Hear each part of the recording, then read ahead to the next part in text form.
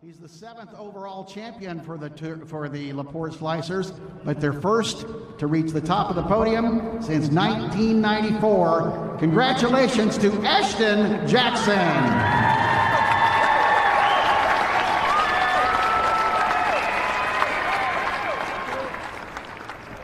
Ashton Jackson is the 2021 state champion wrestler at 106 pounds in LaPorte. Ashton, thank you, dude, for coming into the studio. Thanks for having me. It's nice to see you.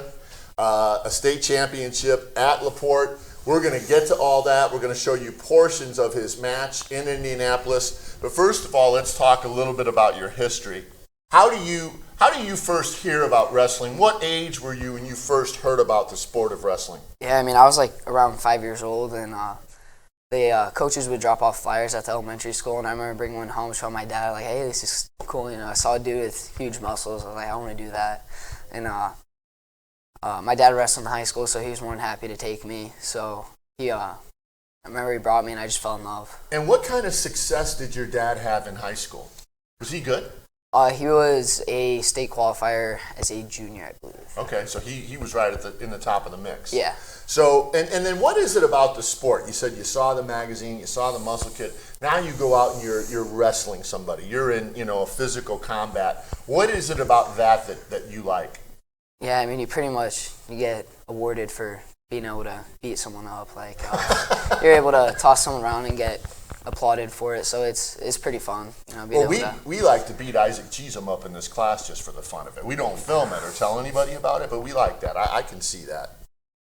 You have a junior career, right? Let's just work our way up to the point where you get into LaPorte High School. You're a sophomore now. Tell us about your junior career, when you're in middle school, in that age group, before you get to high school. What are you doing? I mean, I really started getting serious around 5th, 6th grade. And then around 7th grade, I started traveling around the country, going to tournaments. And, I wasn't winning at all, really, for the first little bit, but just getting more mat time and wrestling from weekend to weekend and just taking in every weekend one match at a time. So. Now, I think you said something important there, really, for all athletes. You said you weren't winning at all. How did you respond to that? Was that okay with you? Were you just in a mode where I'm going to work and I'm going to just learn how to, my craft? How did you feel when you're not winning? Yeah, I mean, obviously you're not too happy when you're not winning, but you're either going to break or you're going to excel, and the week kind of breaks, so you got to just push past it and keep your head down and keep working. So you didn't spend any time crying over spilled milk and worrying about your losses? No. So after a loss, you just go back to the drawing board and say, hey, I got to get better at this. Were you watching film? No, I knew what I was making my mistakes at. I wasn't focused on getting better and anything. I was just focusing on getting better at wrestling as a whole, and just keep working. Right. And you said you traveled around the country. Your parents are taking you. You're driving everywhere. You're going on long trips. You're staying in hotels. Tell us about a typical weekend. Let's say you're going to go somewhere for a weekend. Tell us about how many matches you'd have. What does that look like?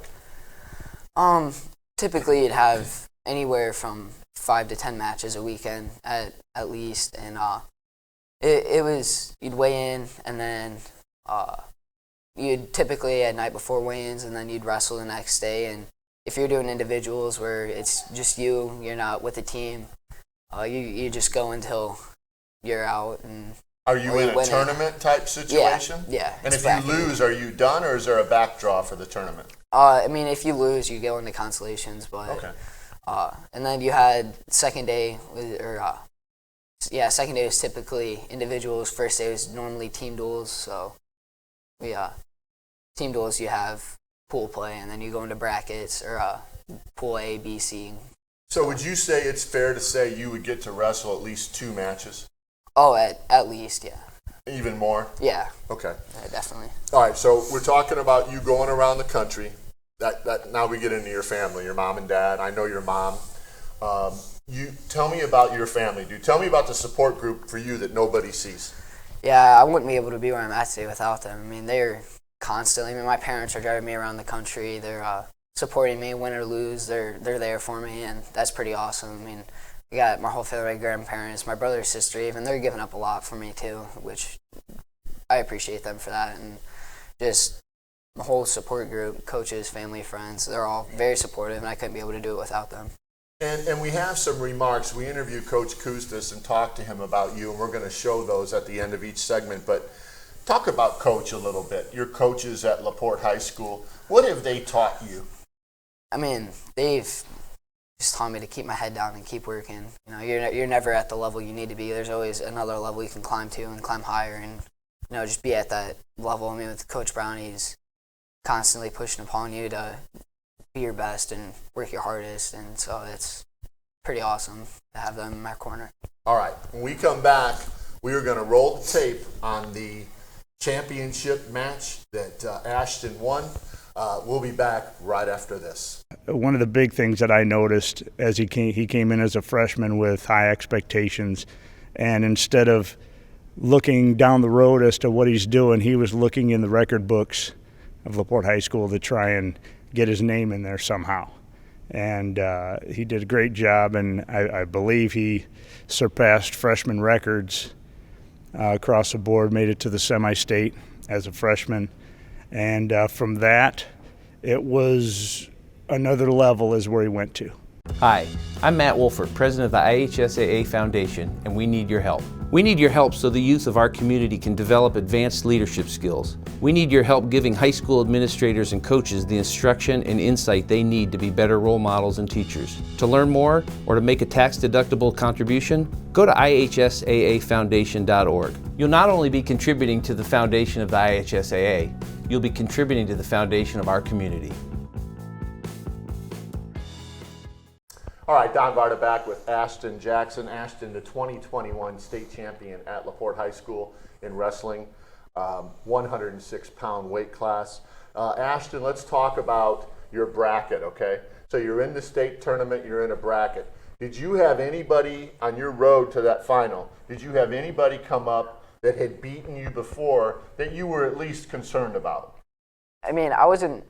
Obviously, you got to be aware of who you're wrestling, but you can't really be scared and practicing for them. You know, you gotta wrestle your match in your 6 minutes and just score as many points as you can. But along the road, I had to wrestle Johnny Cortez, Lake Central's 106, who'd beat me 3 or 4 times last year, and it was pretty nice to be able to come back and avenge all those losses this year. So. And so you ran into him where, at semi-state? At regional finals. And what was the score of that match? 5-2, baby. 5-2. And you did you do any? You said you really can't scout the guy. Are you able to? Do wrestlers have telltale techniques that they do, or is it just, you know, obviously they're trying to pin you? But was there anything about him that you felt like you had to get better at? I mean, I knew he was strong, so I just had to use my speed and just rely on my technique and, you know, just wrestle my match. And so all right. I just keep scoring points. All right. Let's go to that tape. Katie Killingbeck's our director today. Katie, if you'd go ahead and roll that tape of the state championship. Here we are. We're in Indianapolis. Is this at Baker's Life. Baker's Life Fieldhouse. Yeah. Okay. You got some lights on in there. You probably got some music going. It looks like a pretty fun. Looks like the intro to my hockey game that I play on Xbox, actually. Now you come out here, Ashton Jackson, 106 pounds. Ashton, tell me about what are you thinking right here? Yeah, I remember walking out there and just seeing all the lights, and I remember sitting out in the stands last year. Actually, as I was walking out, I kind of looked up where I was sitting last year, and I remember from that moment on, I was working to get here, and you know, I was just taking it all in. I mean, you seem like you were pumped. Your opponent, he looks a little bit less sure than you do in my eyes. Obviously, he's an excellent wrestler. He made it to the state final. In wrestling, you can't sneak through the back door. Yeah. I mean, Evan Dickey's a really tough competitor. You know, he's good, man. He doesn't have a quit. So. Yeah, I mean, he's obviously excellent wrestler. Indianapolis Cathedral. Very good high school. I know in tennis they win a lot of championships at Cathedral. They've had some of the best tennis teams ever over there. Girls who've won over their 4-year career went 111-0. Okay, I mean that high school produces champions. There's no question about it. So while we go through here and we get to the point where you're going to have your match, when you come out and start to wrestle this match before we see that happen, what are you trying to get a takedown? What are you trying to do right away? You know, I've always been taught that you know, if you go in the second period 0-0, that's all right. I mean, you're in good shape, but I was just ready to inflict my will on him. You know, I was ready to get my hands on him and get the match rolling. Nice. Your mom and dad are there, I imagine? Oh, yeah. Your family's all there? Yeah, they are. And what do you have for brothers and sisters? I have an older brother, Damon, who actually coaches at Warren Central. Okay. And then I have a little brother, Braden, who is in 5th grade, 6th grade. And my little sister, Bailey, who is a freshman. Okay. Now, talk us through what's happening here. Now, you both fell to the mat, but there was that was the takedown, and I'm going to actually replay that for our audience. Tell us what happened on that takedown. Oh, yeah, he was posted up on my head, so I did a slide by into a Merkle, and if his hand touches the mat like he did when he was in a kind of a quad pod stance, that'd be 2 for me.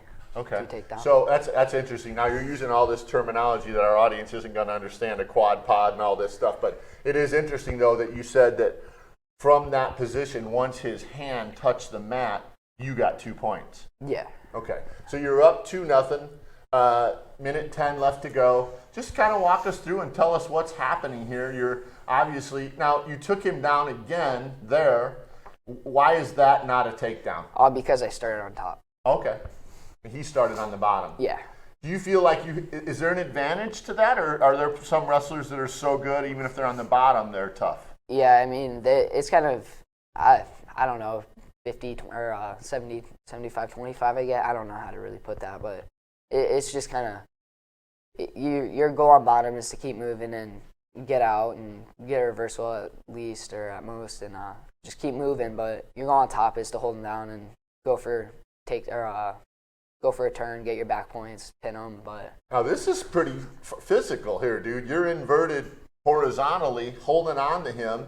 He's trying to get up. You've got a hold of his leg. This is big time, you know. Physical stress. Yeah, I got way too high right there. And then he's obviously trying to put you on your back. He's not able to. Kind of give us, this is the end of the first period, so you're going to have a break. That was a pretty intense moment. And of course, what would he have needed to do to have a takedown on you there? Would he have needed to flip you on your back? No, all he had to do was pop his head out. He just had to pop his head out because I had his head stuck kind of by my hip. And then with the leg in, so if you were to pop his head out, that would have been 2 for him. Okay, and now he was down again when you resumed play. Why was he down again? He chose down. He chose down. If you escape, you get a point. Okay, and we're still at 2-0 here. You know, as I look at this match, and you and I have watched this match a couple times, he is you're actually holding him quite a bit where he is face down on the mat. His chest is pointed toward the mat. His head is pointed toward the mat. Now, is he trying to get an escape from you here? Yeah. And now you got 3 more points. How did that happen? I got back points. So if you was that there? Is that yeah. where you got the 3? Yeah. Perfect. And you took him down on his back? Is that why? Yeah, I kind of did a cut back or a suck back or however you would like to call it, and that's 3 points for back points. Okay. And let me ask you this: you're up 5-0 now, right? Now you obviously know the score, right? You don't need to look at a scoreboard to know what's happening. Let me ask you this: at 5-0, he's got a hold of your shoe there. Is that legal? Yeah, that was legal. How are you feeling? At 5-0, are you going, okay, you know, I'm tough. I came here to win. Are you thinking there's no way this guy's going to get 5 points on me? Or are you not thinking anything and you're still wrestling? I mean, in the back of my head, you know, I'm sure I had the thought of, hey, you know, 5-0, you gotta really blow it for him to come back. But you gotta be ready for anything. I mean, wrestling's a crazy sport. You're not guaranteed anything. So all he had to do is, you know, get me in a headlock, catch me in a headlock, and he'd be 5-5. So you just gotta keep. You can get 5 points for that. Yeah. What is that move? Takedown. Headlock. It's where you. You put somebody in a headlock and then take them down? Yeah, you throw them. And that's 5 points? Yeah. Is that the highest? 2 for takedown and 3 for near fall if you hold them. Gotcha. Okay, so a person could get 5 points right away. You just got your 6th point. Tell us how that happened. It was a technical violation. He was pulling on my headgear while I was on top. Okay. So, They called that. yeah. And so we're kind of winding down here. Again, you have him face down on the mat. You know, obviously, I would think being face down puts you in the most disadvantaged physical position possible, right? Even if you're face up, you can go up, but when you're face down, that's got to be incredibly difficult. Yeah. I remember here you just you just got to put a lot of pressure on him. You got to put all your weight on him, make him. Yeah, you just got to hold him down. And then that is the end of the second period, and you are up 6-0. And now you're in the down position, and he's gonna. What is he trying to do here as he approaches you from the top? He wants to cut me, so he wants to go neutral, and that's how I got my 7th point. Because that counts as an escape since I chose bottom. Okay. And why did you start down and then you both came up? You both started up. Oh, that was the 7th point. That's what Yeah. you just explained. Okay. So now you're in. Now he has 2 minutes. But the thing about wrestling, right, that's so interesting, you're up 7-0 here. But if he pins you, right, you can always get pinned. So Yeah. you can't get, like, relaxed about it. Yeah. So tell us what's happening here. We were both kind of in an awkward position.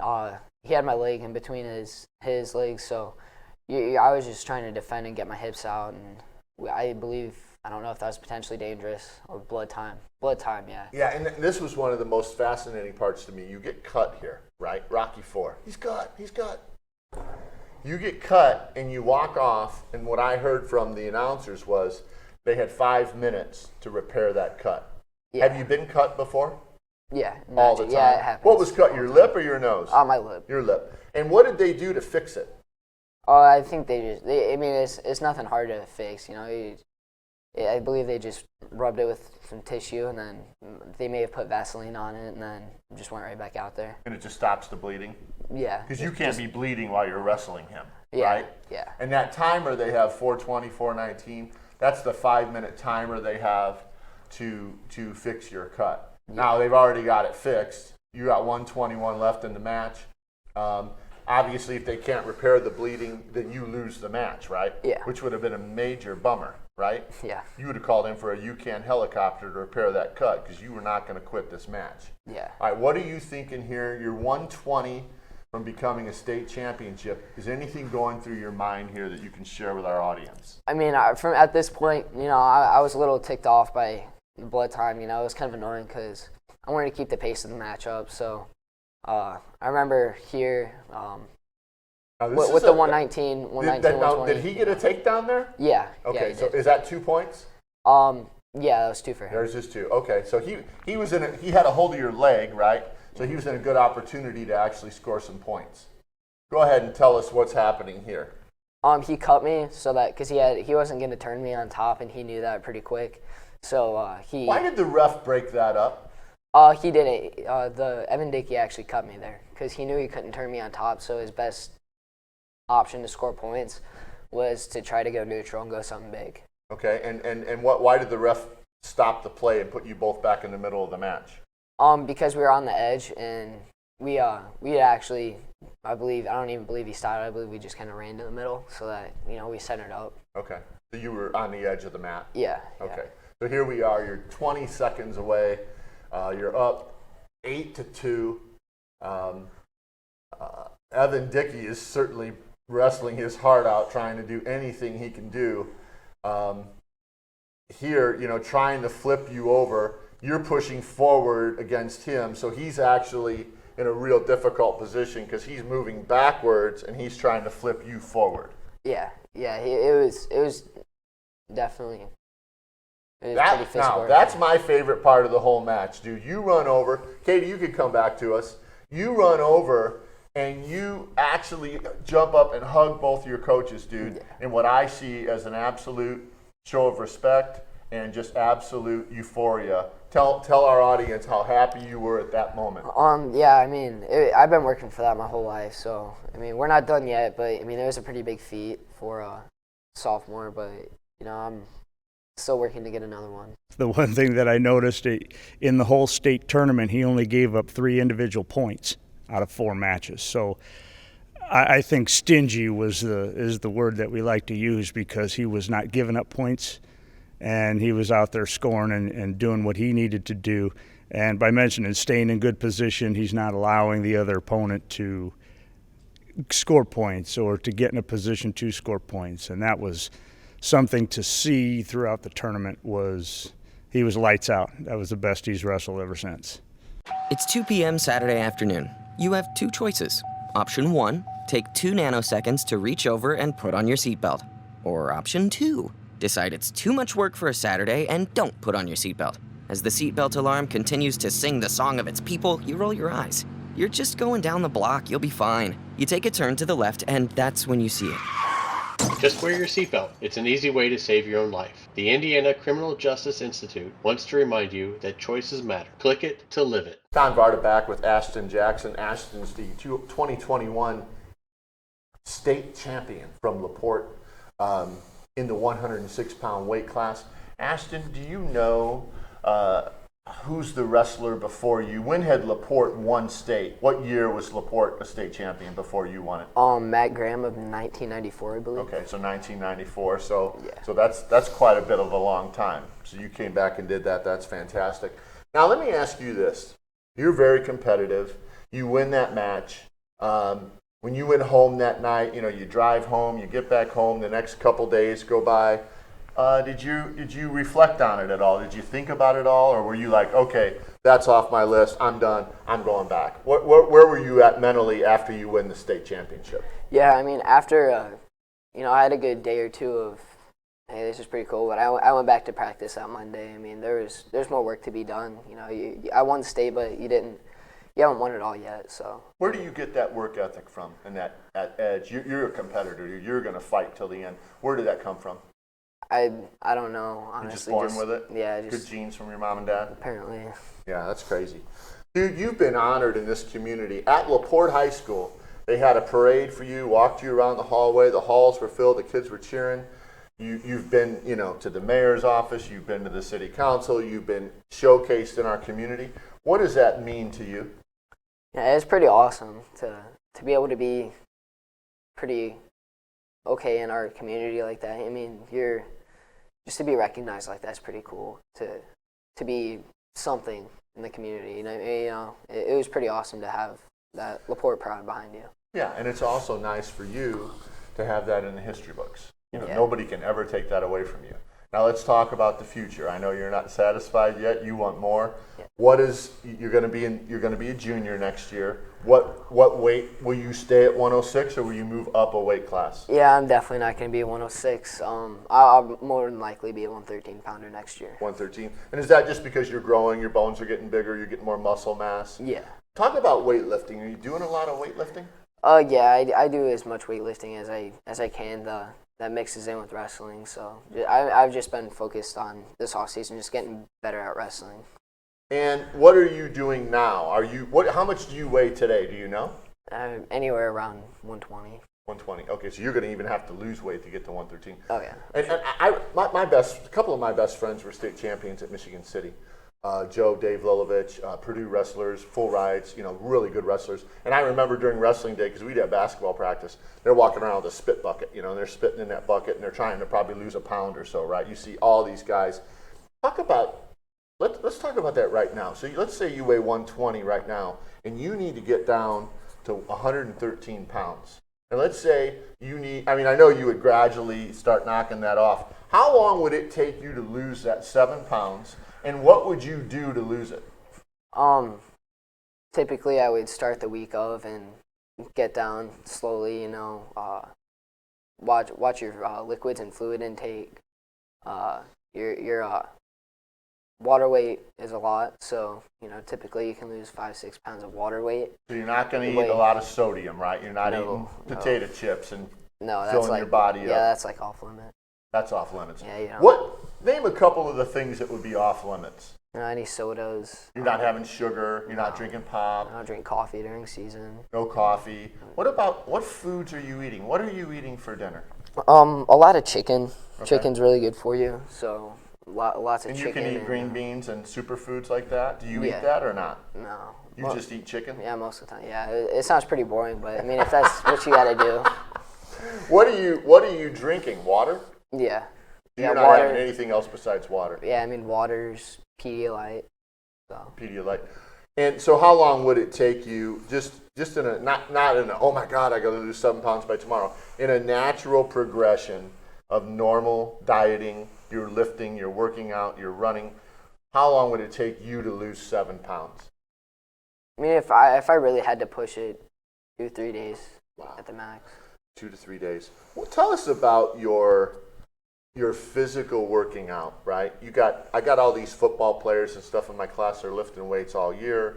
I got the cross country kid running 7 miles a day. What are you doing right now? You're not in your season, but you're probably still wrestling and traveling. What are you doing right now physically to work out? I'm still practicing, 3-4 days a week, but weightlifting and running. I run a mile every day, so.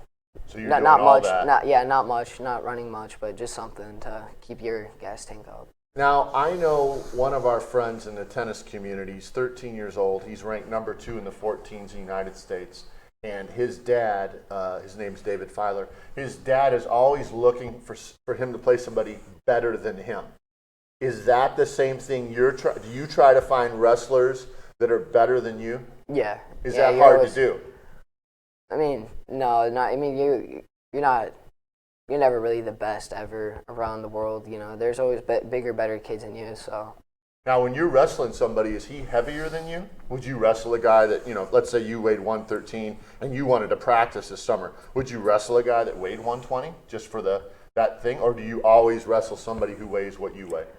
In matches, yeah, you'd wrestle someone your weight, but But I mean in practice. In practices, no. I mean, you just wrestle anyone who's around your weight. So if you're within 10 pounds, typically, you're good to be their partner. Do you have people in our community that can come upstairs with you at LaPorte on our wrestling mats? Do you have people in our community that can be very competitive and make you better? Oh, yeah. For definitely. sure, huh? Yeah. So you don't have to go looking very far. No. They're right here. Yeah, I mean, I train at an elite athletic club who produces some pretty high-level athletes. So.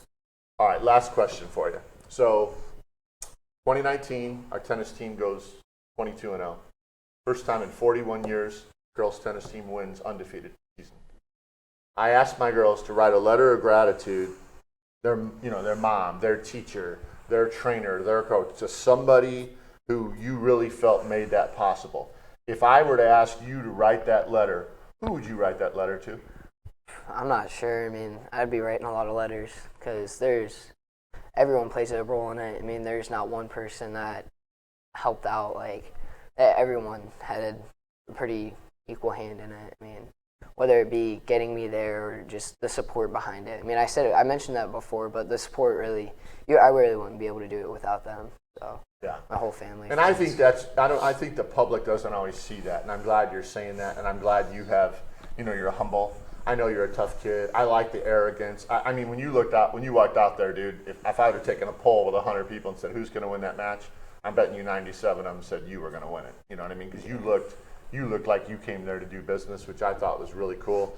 But I also like the fact that, you're humble, you still want to do more, and you have that gratitude for your parents, for your coaching staff, for your team. You have a team that supports you. Yeah. Without that team, you can't achieve anything. Yeah. Our team's pretty. We're getting better, and we're always pushing each other. So that's pretty awesome to be a part of that. I mean, whether it be just kids joking around, but they're a pretty good support system. I mean, you win or lose, they're there to support you. So that's pretty cool. All right, perfect. Thanks for coming, man. It's nice meeting you again. I'm really happy for you. Our entire, classroom and everything, we're pumped. We were really cheering for you. You had the whole school behind you. Job well done. Thank you. All right, that's going to wrap up our program for today. We hope you enjoyed it. We'll see you here next time on the Slicer Network. I noticed when we watched the match on television, he wins that match. He sprints over to you and your assistant. He jumps up. I want to know from you, how special was that for you? It's almost no words. I get tears in my eyes thinking about it. Yeah, those are things that you put your career on. And to have that happen to you for a kid that's a sophomore, you've got plenty of time ahead of us.